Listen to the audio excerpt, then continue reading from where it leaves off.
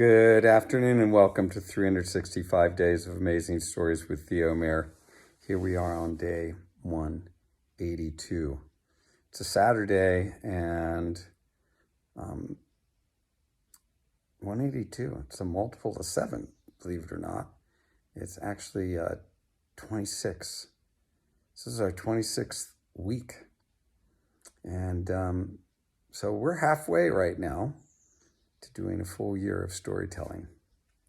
Now, last week I was talking about animals and unusual interactions with wild animals that I've had through time. There's a lot of people that, have made light of this. Steve Irwin, wow, he really brought a lot of attention to wild animals, even dangerous ones, and our connection with them.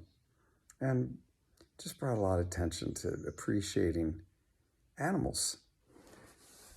Barry Wakeman, who I think I talked about, I did talk to you about many weeks ago, zoologist at the Cincinnati Zoo. I once attended at his house a workshop that was given by a woman that was supposedly an animal communicator. And she said that the key to communicating with animals is appreciation. If you can appreciate an animal, then you've got the basis for communication. It's probably true in relationships as well.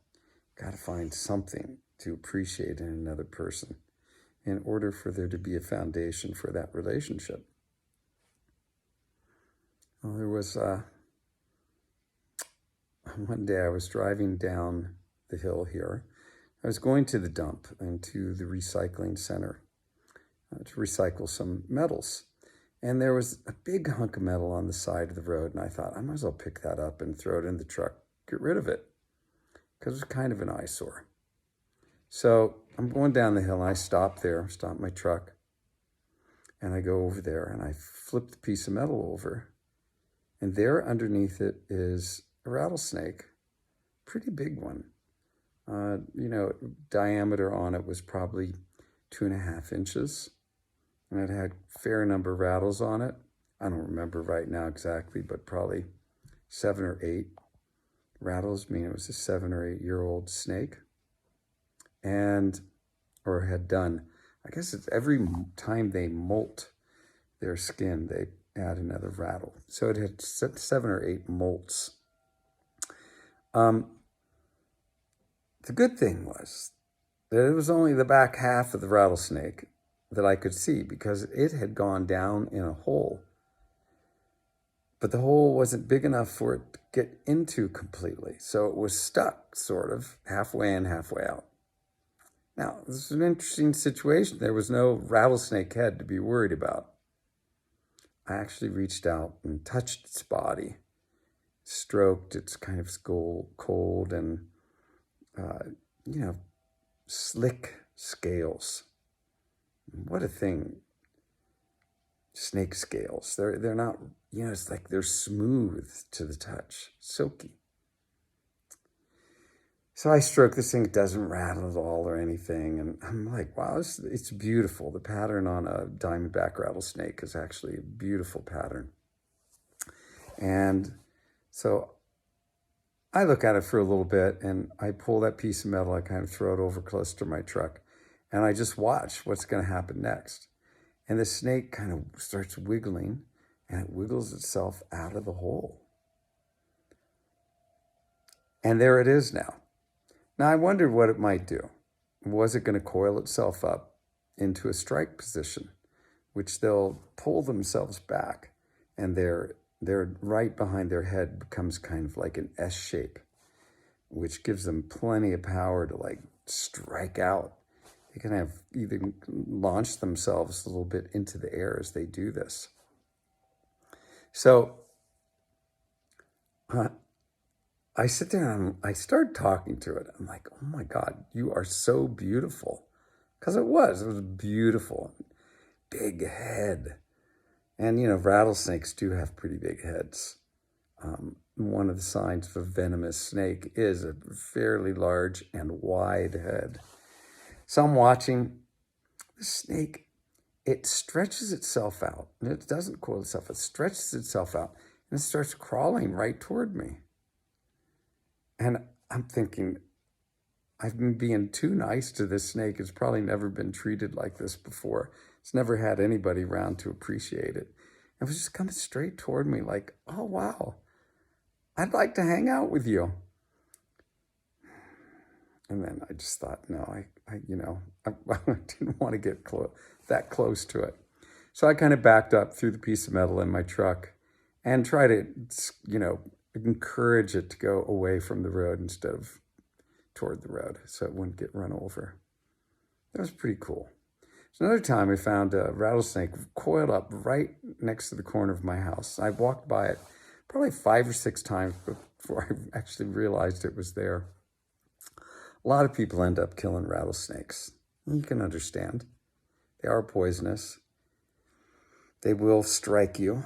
I don't like doing that. I feel like it's just, bad thing to do. So I got a bucket and a box. I guess I got a box. Laid it down and kind of scooched the snake, got it to, crawl right into the box. Uprighted it. I think then I dumped it into a bucket so I could put a lid on it. And I drove it down the hill halfway and let it out where there were no houses around. And it was, never rattled at me. It just seemed very content when it got out of the bucket and crawled away. So even though these critters, they're dangerous critters, they do have a venom and they can really hurt you, but you treat them with respect and appreciation, and they return the same to you, it seems to me. They have no desire to unnecessarily strike out and hurt anything. And you got to realize that these critters, they have nowhere to go. They can't pull into the, hospital and get treated for wounds. They don't have some owner that's going to take them to the veterinary clinic and make sure they're okay. Another time it was, I was at the Cincinnati Zoo as an adult. I still knew people there. And there was a guy that was head of the reptile house. Herb T. Garden was his name. I don't know if he named himself that or if his parents named him that. Herb T. Garden. Anyway, I'd known him for years. He'd known me when I was, in the junior zoologist club. And here I was back in I guess I was in my 30s. And I'm walking through the zoo one day. Because remember, I was living at the intern house. And so I had, access to the zoo. He sees me, he's like, Theo, come here. I want to show you something. So we go in behind the scenes of the reptile house, back of the reptile house. And he says, go hop up there and check out that terrarium. And so I'm like, okay. And the terrarium was the backside of what you could see in the reptile house where all the exhibits were. And the reptile house was round. So anyway, to get up to it, there was probably a 2-foot wall, concrete wall that I would have to hop up on. And so the reptile keepers, in order to get into terrariums, they would traverse along that wall. At the top of it, there was probably another 2 feet that you could walk. And they'd open the lids and feed the animals and that kind of thing. So he points out this one terrarium. I hop up there thinking there's going to be something really cool there, which there was, but I was not expecting what I saw. As it ended up, I hop up there. And, I hopped.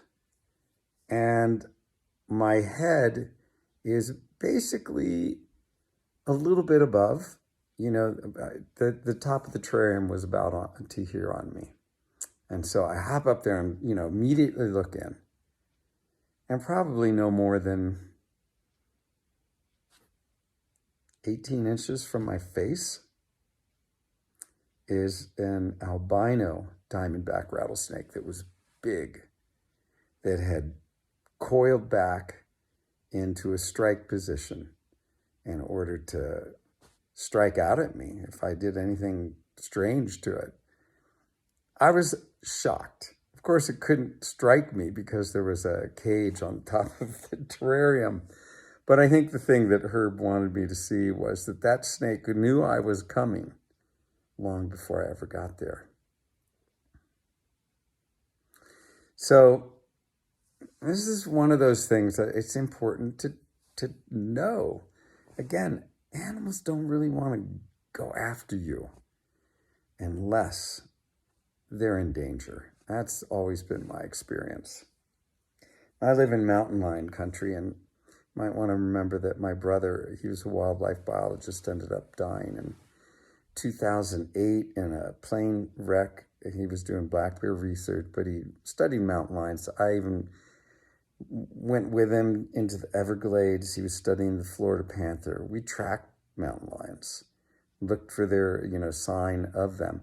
So I was kind of the opposite of most people. Instead of being afraid of mountain lions, I kind of really wanted to check them out whenever I saw them.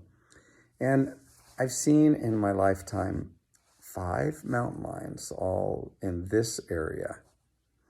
And I always go toward them instead of running from them. Once I saw, 2 different times I saw them in my car. One old one was run up the road and he went off to the side and I pulled straight up. He turned around and just was watching what I was going to do next. And I had my lights right on the car, and then he disappeared. Another one I saw bounding across the road. I guess I've seen 3 in my car, which I immediately stopped my car and got out and started running after it. Of course, it had long ago disappeared. The bounds that a mountain lion can take are remarkable. I don't know how many feet between when they take off and then when they land, but probably 20. A cat that's in good shape can really make these incredible leaps. They are incredible athletes. So there was that one.